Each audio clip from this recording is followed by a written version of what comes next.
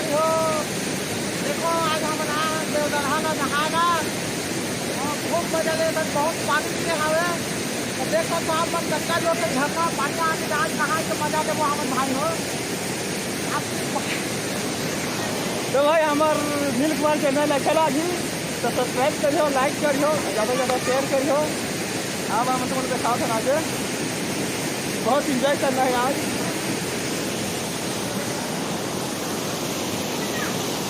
ऊपर और झरना है आगे। हाँ, तब तक बने रहो।